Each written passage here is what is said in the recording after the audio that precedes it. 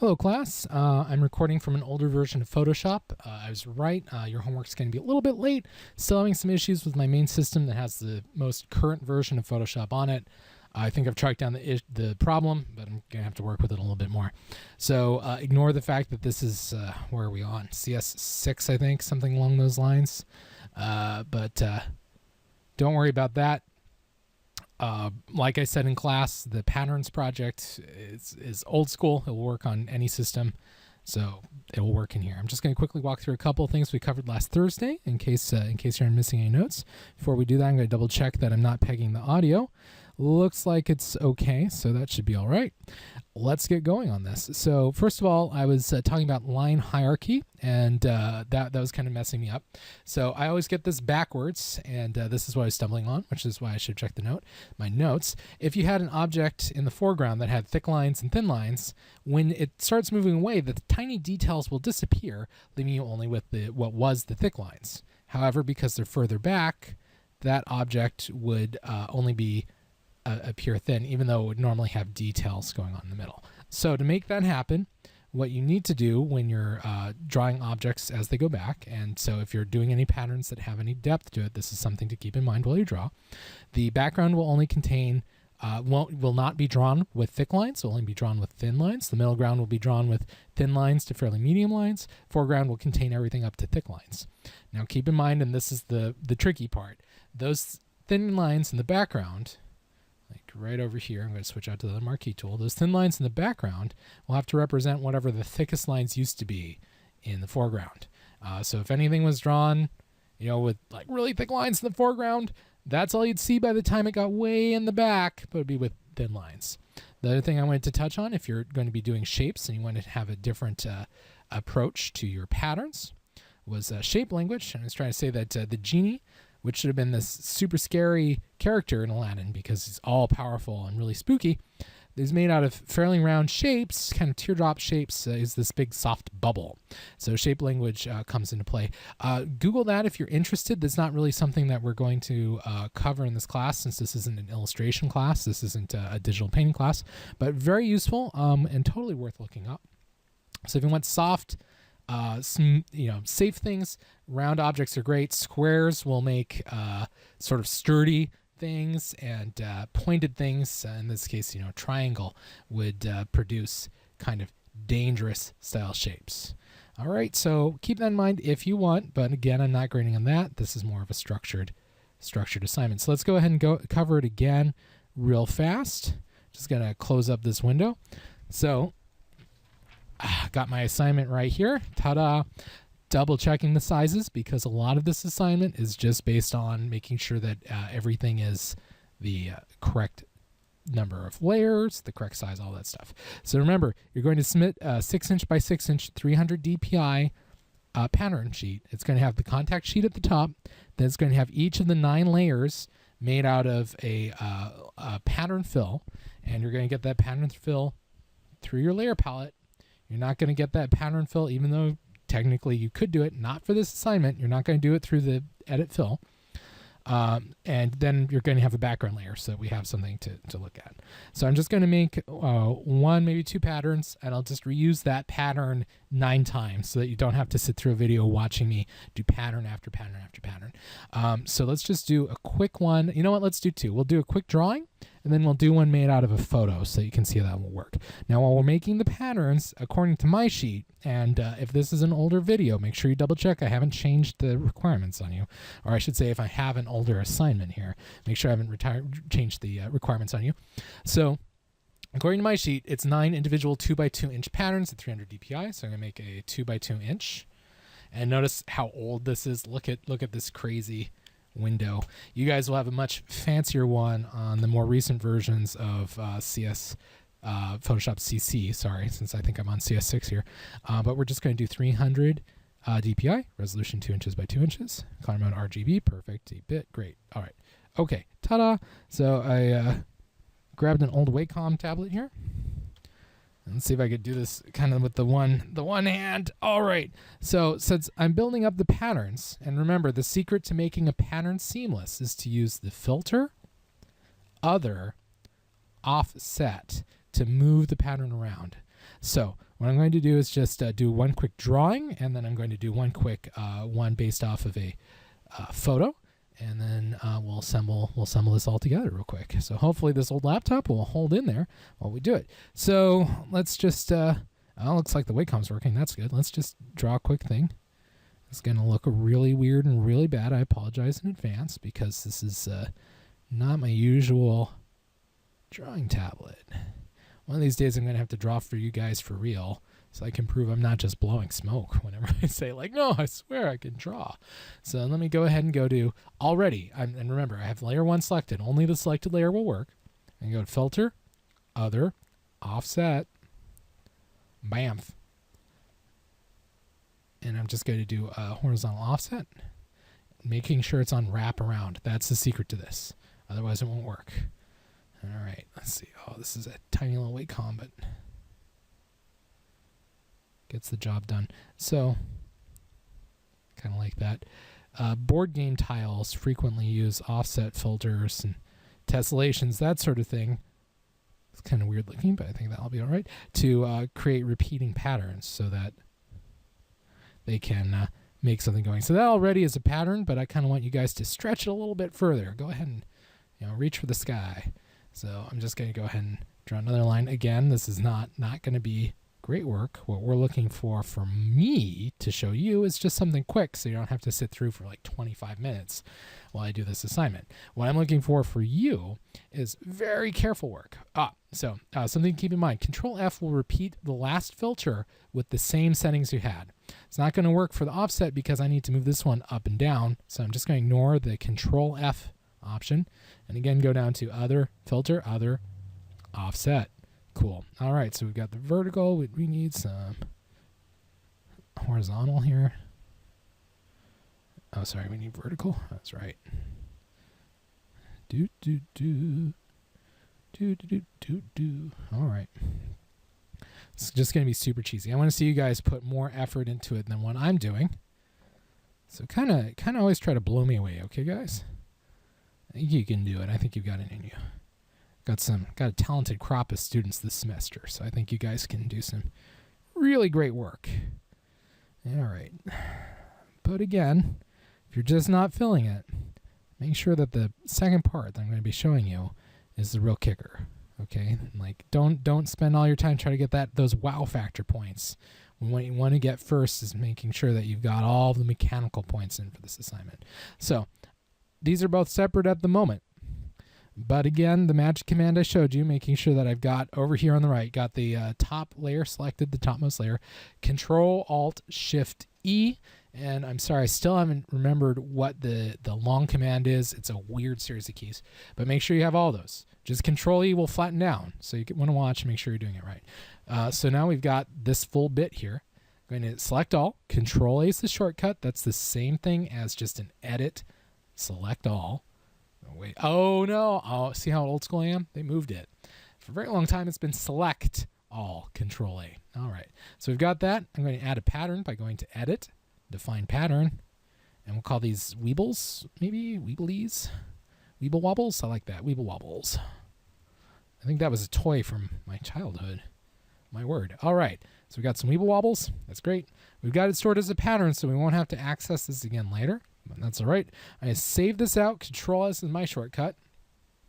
I'm going to make a folder called Patterns for the first one because we're going to access this through the contact sheet animation, which is a big point of this assignment. All right. So we don't want this to be called... Oh, we want two folders in here. One of the... So we got the patterns. We've got the originals. Bam. And we're going to call this Weeble Wobbles.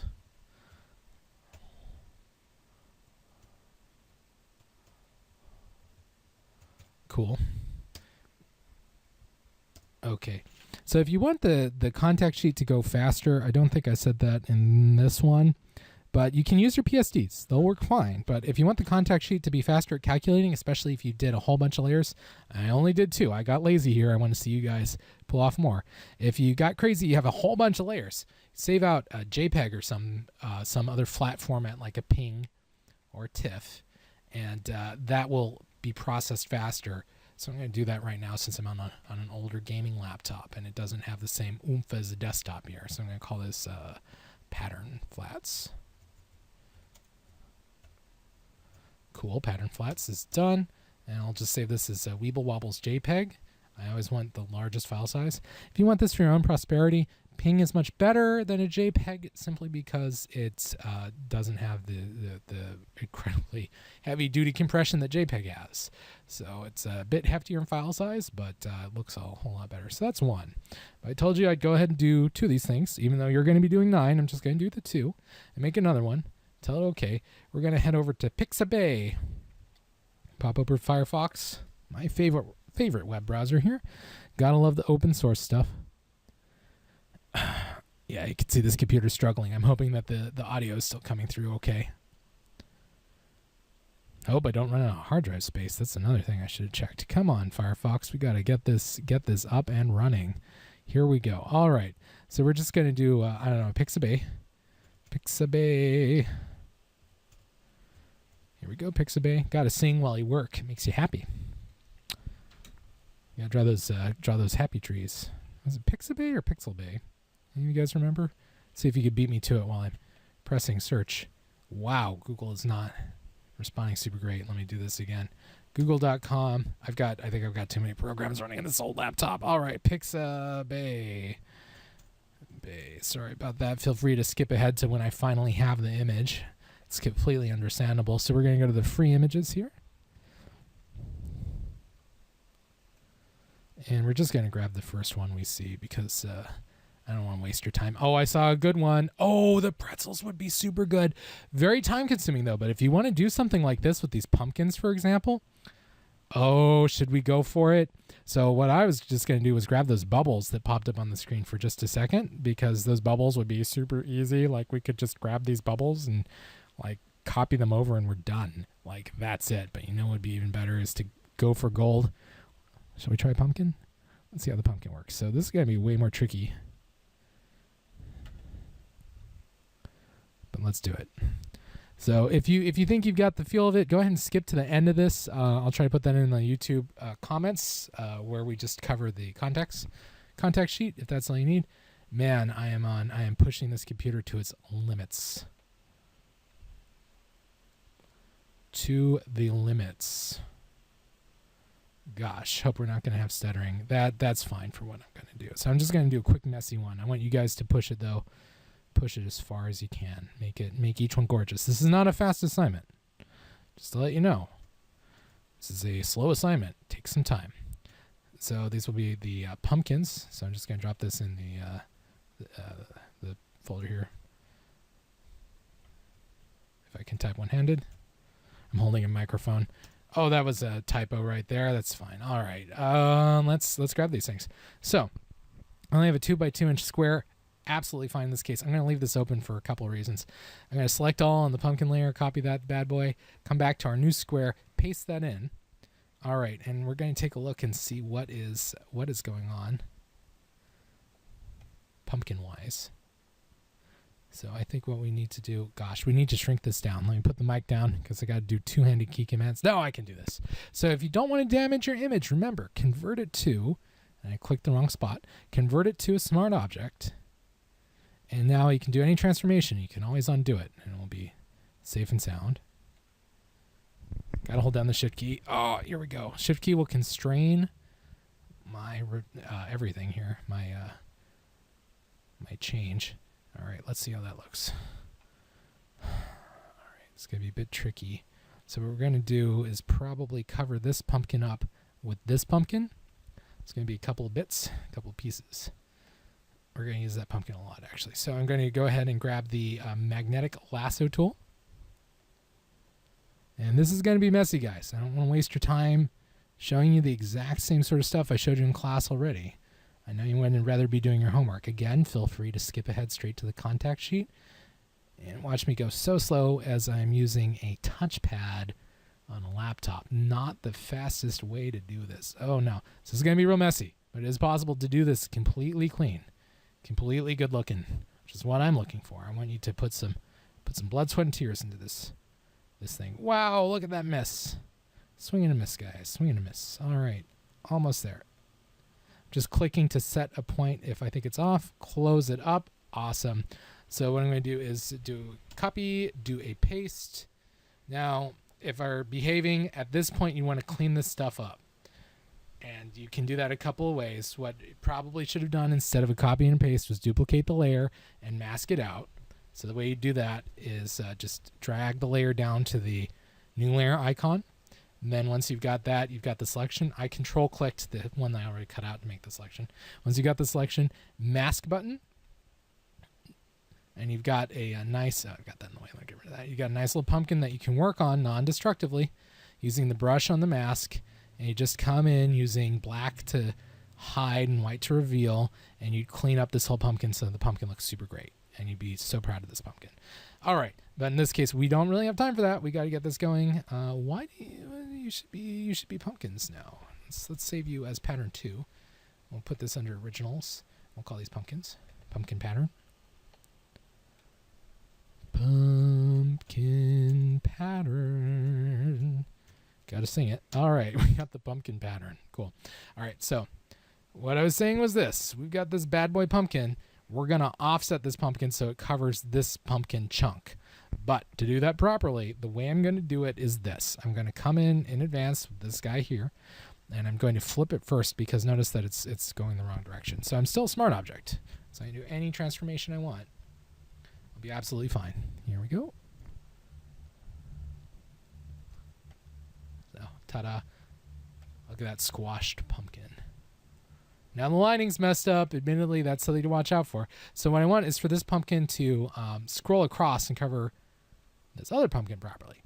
However, to do that right, I need to use the offset filter. So I'm going to go filter, other, offset. That's the whole key to making a pattern work in any version of Photoshop. Looks like I messed it up though. What I've done is I need to... what I did was I only managed to grab the pumpkin and not the mask. I'm going to go ahead and apply the mask at this point. Oh, so notice that it won't apply it. It's because it's a smart object. You're in that tricky situation. You're okay with rasterizing the smart object. There are two things you can do. You either right-click and tell it rasterize layer, and then you can right-click and you can tell it to add mask to selection. Or if you're lazy like I am, and you don't want to do all that right-clicking, you can just do a quick Control-Shift-N, makes a new layer, enter, make sure it's below, and then just merge it. Control-E drops it down. Ta-da! Fully rasterized layer. Fantastic. Either way works. All right, so I'm going to do a filter offset. Ta-da! Oh, look at that beauty. So the old settings worked fine, almost. Holding down Shift so I don't accidentally get rid of my pumpkin. All right, great. Except now notice that this pumpkin's going over that other pumpkin. Sudden regrets about getting rid of the perfect pumpkin mask that we made earlier. So I'm going to do a couple of things. I'm going to Control-A, X. I'm going to step back in time. I didn't plan well enough. Control-Alt-Z to step back.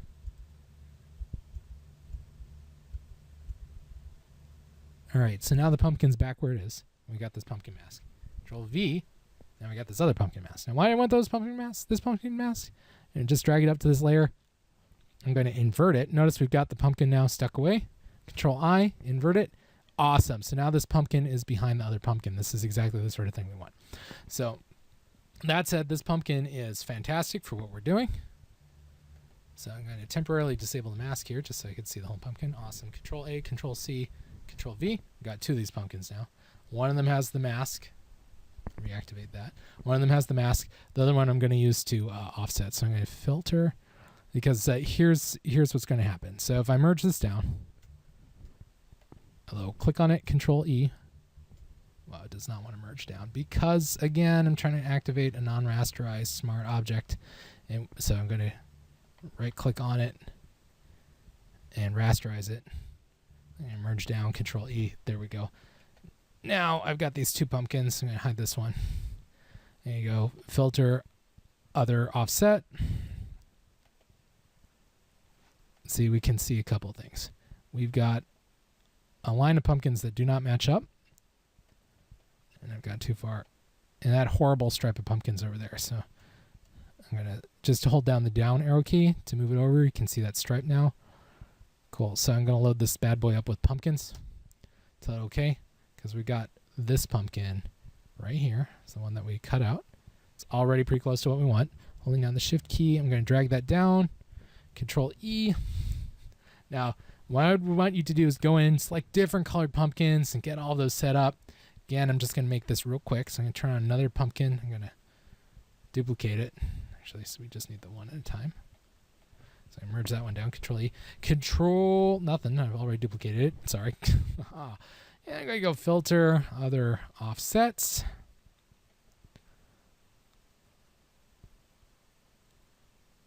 And I'm on the wrong layer. It's acting super weird. There we go. Filter, other offset. So now we got just this pumpkin. Perfect. Going in with the move tool. Start holding down the Alt key. Just gotta cover up pumpkins everywhere. Drop them back in layer. The shortcut for that is Control left or right bracket to move things up or down. So I'm going to move things over, move things over. That one needs to go up. Control bracket up. There we go. We got some great looking pumpkins now. So I can go ahead and leave one duplicated here. Turn off the eyeball on that. All right. So now I'm just going to knock these down. So we've covered up most of the space with pumpkins except for this little area here. Oh, so I went one step too far. Control Z. But I got this pile of patchwork pumpkins going on. Just duplicate those again. Save if you think your computer is about to throw up and crash out, which can happen at any time. So I'm going to do Control left bracket to drop it down right where we want it. All right, so I need this to cover this patch. Now it's below our big old patch of pumpkins. Just get it close. I'm going to go filter other offset. Bet you saw that one coming. Other offset. And I'm going to zero these both out for just a second so I can see what I'm doing. So I want to go up and down. That's vertical. So it seems to be having a problem understanding where my layer is. Oh, that's not great. So cancel. So I'm going to make sure this is working. I'm going to hit the crop tool, hit enter. Yeah, look at that. See? Okay, so this happens sometimes. I want to delete the cropped pixels. Yeah, there's extra goop. It didn't figure out. So I'm gonna hit enter on that. Cool. So now everything will work. Good thing that happened, huh, guys? So here's the problem. If you're trying to offset and weird random data is coming in from nowhere, activate the crop tool, hit enter, and you're good to go. So now I'm gonna do the filter offset. Oh, I did the wrong one. Control Z. And Control A just so I can see the marching ats. That will make it a little easier for me. Filter other offset. Okay, and 0, 0. I want to track this pumpkin as I move it. Here we go. Here it is. There we go. Tell it OK. So now we got this great pumpkin. I'm going to save. Again, select the topmost active layer. Be this one here, even though they're unactive layer, or sorry, non-visible layers above it. Control Alt Shift E. Now I've got a perfect pumpkin.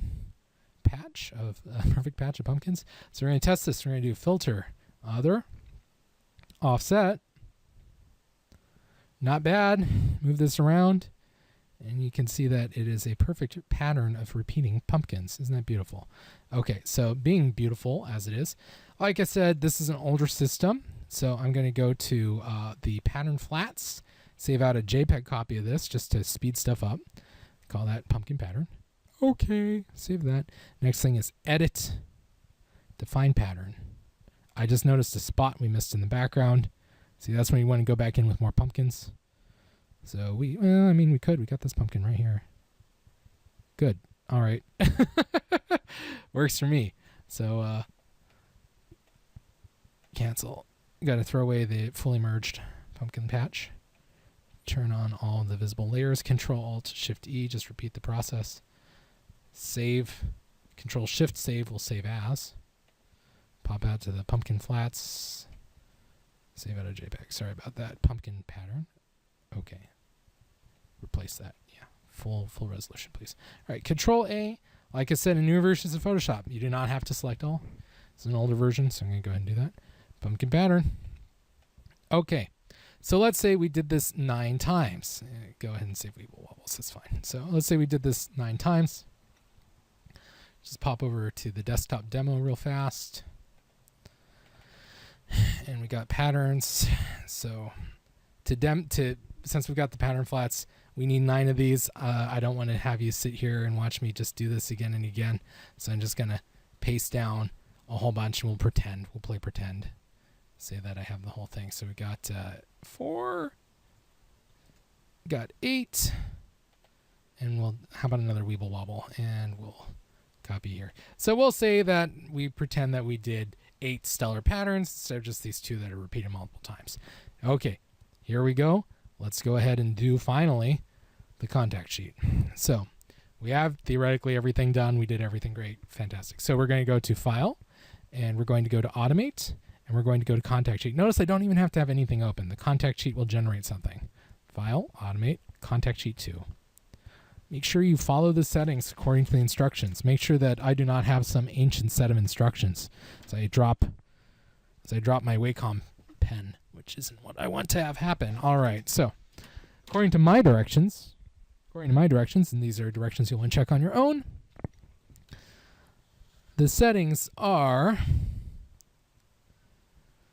6x6 inch, 300 dpi. We're going to make sure that it's 3 columns by 3 rows with a spacing of 0.014 inches in the horizontal and vertical. We're going to uncheck use file name for caption, and we'll uncheck flatten layers before you create the sheet. We're going to flatten them ourselves. It doesn't mean you're going to have some massive file. You got to do it yourself. So 6 inches by 6 inches, 300 dpi. We're going to leave the color profile and all that good stuff apart. We're not going to use auto spacing. We're going to set the vertical and horizontal to 0.014.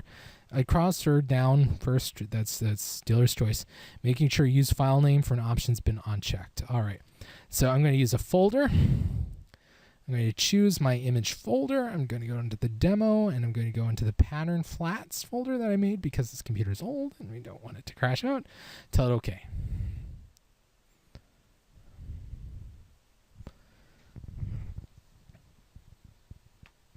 All right, fantastic. Hey, check that out.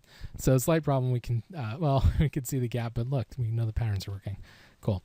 I forgot to uncheck flatten all layers. What do we do? Well, I said we just take one step back in history, edit, undo, make layer, edit, step backwards is what we want. And nothing happens, so I'm going to do Control-Alt-Z. We'll keep stepping back. There it is. There are all the layers. See what happens when you skip a step? So like I said, you double check that you've got them all set.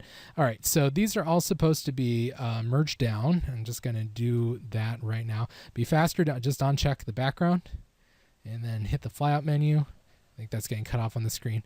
Hit the flyout menu and do merge visible. All right, groovy. And so we've got the background layer and we've got the whole thing here. All right, so there's another step. But first I'm going to save this out. This is assignment 4. Just pop it under my patterns folder. I'm going to call this 4 dash my last name. Bam. Dash, my first name. Looks like someone has the caps lock key on. Last name. First name. And I'm going to put this as first one, 01. And tell it save.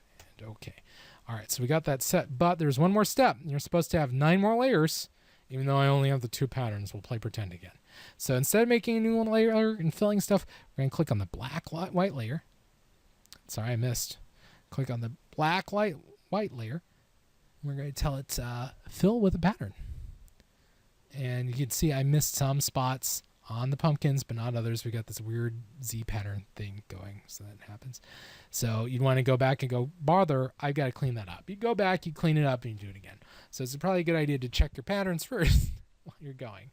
Offset only gets you so far, but if you make a new 6x6 inch and fill it with the pattern, you'll know right away. So you're going to repeat this for all of your patterns. And you click over here, you go back to your next pattern, you'd be like, yeah, it looks great. Set that in. Look at that pattern. Groovy. You do that 9 times. I only have the 2 fake files. You will instead have 9 different patterns, 9 layers between here and there, but there's going to be a little bit more. You want to make sure that these patterns make sense, or these labels make sense. So the top one's going to be called contact sheet.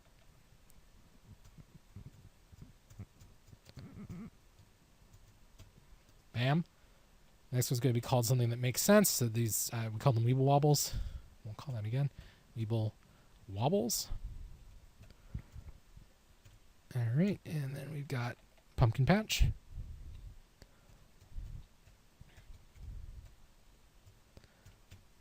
All right, so you do this for all of your layers. Okay, got that? You'll have 9 of them. Then the 10th contact sheet, the 11th background layer, which should probably be called background layer. All right, this is what you turn in, except you'd have all the files. This, I cannot emphasize this enough. All 9 patterns as their own pattern fills. 1 contact sheet layer at the top, 1 background layer. Okay, that's what I'm looking for. All right, I hope that helped you. That was half an hour of your time. Hope that someone watches this. All right, I'll see you all next Thursday. You have a fantastic week. You take care.